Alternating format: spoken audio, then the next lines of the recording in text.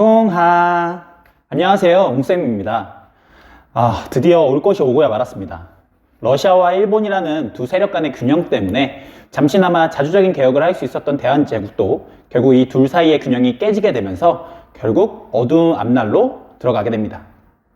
오늘 배우게 될 일본의 국권 침탈 부분은 선생님이 생각하기에는 점차 대한제국이 어려워지고 멸망에 가까워지는 내용이기 때문에 보드게임 중에서 이 젠가라는 것을 통해 내용을 한번 정리해 봤습니다. 때는 1904년, 그때까지 계속적으로 러시아를 상대하게 하기 위해서 힘을 키우던 일본은요, 드디어 인천 앞바다에 여러 해군과 군사를 모으면서 러시아와 전쟁을 벌이게 됩니다. 우리 대한제국의 고종은 바로 그 어느 쪽도 편을 들지 않겠다는 중립을 선언하게 되지만 결국 일본의 한양으로 이제 들어오게 되면서 결국 무시되고요. 우리에게 한일의정서를 강요하게 됩니다. 이 한일의정서의 내용은 러시아와 싸우는데 조선에 굉장히 이점이 있는 군사적 요충지들이 있겠죠. 이 군사적 요충지들을 일본 마음대로 사용할 수 있게 하는 조약이었습니다. 그 조약이 체결되고 얼마 지나지 않아서 제1차 한일 협약도 맺게 되는데요. 이것은 고문 정치를 실시하는 것이었습니다. 이 고문 정치는요, 여러분들 막 괴롭게 하거나 막 손톱 뽑아내는 그런 고문이 아니고요. 외교와 재정 분야에 한 사람씩을 일본이 추천하는 한 사람씩을 고용해서요, 그 사람한테 어떤 일을 하다가 돌아볼 물을 문, 이걸 고문이라고 하는데, 그 지명한 사람에게 우리 조선정부 행정요원들이 막 일을 하다가 뒤돌아보고 그 사람의 꼭 허락을 받고 일을 처리하게끔 하는 것을 고문 정치라고 합니다. 우리나라의 행정이 일본의 감시 하에 있게 되는 것이죠. 특히나 제일 중요한 외교와 재정 분야를요. 이렇게 시간이 지남에 따라서요, 일본과 러시아는 이제 전쟁이 점차 격하게 됐는데요. 그 와중에 일본과 러시아와의 전쟁 와중에 이 영국이라는 국가는 러시아와 원래 사이가 좋지 않았습니다. 러시아라는 큰 세력이 남쪽으로 계속 남하하게 되면 남쪽에 이미 만들어놨었던 영국의 식민지들이나 여러 이권들이 침탈당할 위기에 처할 수 있었기 때문에 영국은 러시아와 전쟁 중이던 일본을 지지하는 입장을 표명하게 됩니다. 그래서 제2차 영일동맹이 체결되게 되면서 영국은 러시아와 싸우는 일본을 지지하게 됩니다. 그 반대쪽에 있었던 나라였던 미국도요, 가스라 테프트 밀약을 체결해서요, 미국은 필리핀에 대한 지배적인 이권을 가져가는 걸 인정하는 대신에 일본이 한반도 내에서 러시아가 아니라 일본이 한반도에 지배적 이권을 차지하는 것을 서로 인정하는 조약을 체결하게 됩니다. 몰래 체결했기 때문에 밀약이라고 붙습니다. 일본인 가스라와 미국인 테프트가 그 대표였기 때문에 이 조약을 가스라 테프트 밀약이라고 합니다. 이렇게 영국과 미국의 지원을 받은 일본은요, 점차 러시아의 전쟁에서 승기를 잡게 되는데요. 결국 러시아의 아시아 함대였던 극동 함대가 일본군에게 패배하게 되고요.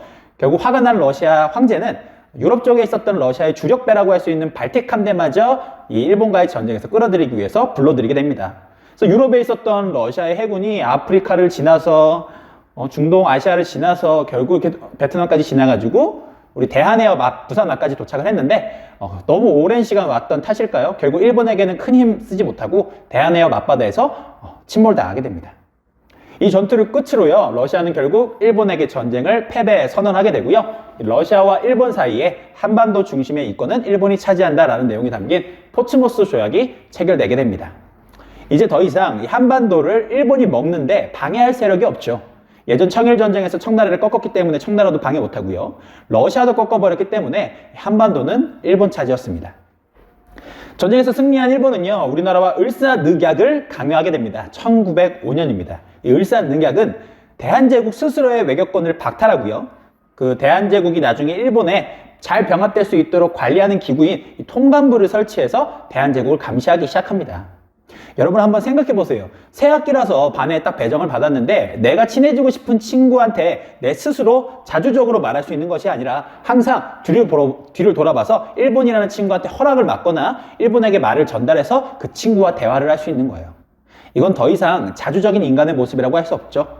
더군다나 내가 어딜 가든 내가 무엇을 하든 24시간 통감부라는 녀석이 나의 일거수일투족을 감시하는 형태였습니다.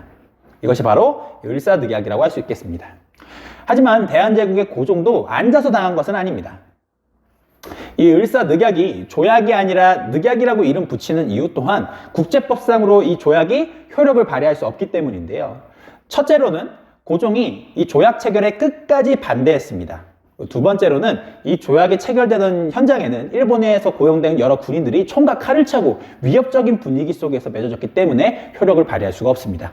그리고 마지막 세 번째로는 이 조약 마지막에 사인을 한 외교부 대신 박재순이라는 사람은요, 고종에게 어떤 위임장이나 명령을 받고 사인한 것이 아니기 때문에 그 국가의 통수권자였던 고종이 서명을 하지 않아서 효력을 발휘할 수 없다라는 내용이 있겠습니다. 그래서 이 을사조약은 조약이 아니라 늑약이라고 불리는 점 알아두셨으면 좋겠습니다.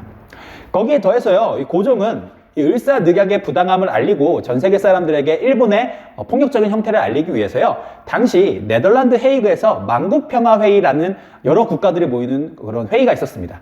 그 회의에 헤이그 특사라는 특사단을 파견해서 이 부당함을 알리려고 노력을 했었습니다. 하지만 헤이그까지 도착을 잘했지만요, 외교권이 없는 대한제국은 회의장에 들어올 수 없다는 이유 하에 결국 실패로 끝나게 됩니다. 하지만 그 특사로 파견 나갔던 여러 이준, 이상설 같은 사람들이요, 그 회의장 바깥에서 여러 외신 기자들과 인터뷰를 통해 대한제국의 실상을 알리는 큰 역할을 하기도 했습니다. 하지만 이렇게 외교권이 없는데도 불구하고 독자적으로 특사를 보낸 행위가 발각되게 되고 결국 이 특사 파견을 주도했었던 고종이 강제로 퇴위당하게 됩니다. 이제 더 이상 막을 게 없겠죠. 고종 대신에 그 아들 순종이 즉위하게 되는데요. 시간이 지나서 1907년 한일 신협약을 맺고요. 모든 부처에 차관을 임명한다라는 차관 정치를 실시하게 됩니다. 이 차관이 뭐냐면요, 각 부처, 그러니까 어느 일을 처리하는 부처마다 반장이 있겠죠. 이 반장을 장관이라고 합니다. 그 장관 밑에 부반장 역할을 하는 사람들이 있는데 이를 차관이라고 합니다. 근데 이 차관들이 이제는 다 일본인으로 채워진다는 것입니다. 그러니까 대한제국의 모든 행정권에 각 부반장들이 다 일본인으로 임명되기 때문에 이제 더 이상 대한제국은 자주적인 행정권을 누릴 수가 없는 국가로 전락하고 말았습니다. 이 한일 신협약 이후 얼마 지나지 않아서요, 결국 대한제국이 가지고 있었던 얼마 안 되던 군대마저 해산되게 되고요. 그리고 결국 1910년 8월 29일 날 우리 대한제국은 일본에게 합병당하는 한일 병합조약이 체결되게 됩니다. 1910년 8월 29일이었습니다. 이로써 총 500년 역사를 자랑하는 조선, 대한제국은요, 결국 멸망하고 맙니다. 이성계가 세웠고 세종대왕이 글자를 만들었으며 이순신과 여러 의병들이 피를 흘려 싸워가며 지켜냈던 이 나라가 결국 시대에 발맞춰 변화되었지 못하는 힘의 부족함과 친일파들의 등장에 따라서 결국 멸망하고 맙니다. 하지만요, 나라가 멸망했다고 해서 정신마저 멸망한 것은 아니겠죠. 우리가 익히 알고 있듯이 일본이 우리나라를 멸망시킨 이후에도 이 강인한 일본에 맞서 꿋꿋이 싸운 독립운동가 분들이 계십니다. 그분들이 계시기에 지금의 대한민국과 그리고 여러분과 저가 지금 우리의 역사를 자유롭게 배울 수 있는 것이겠죠. 다음 시간에는 이 독립운동가들이 어떻게 이렇게 강인한 일본을 상대로 저항을 했을지 한번 알아보도록 하겠습니다. 다음 시간까지 건강하시고요. 다음 시간에 뵙겠습니다. 풍바.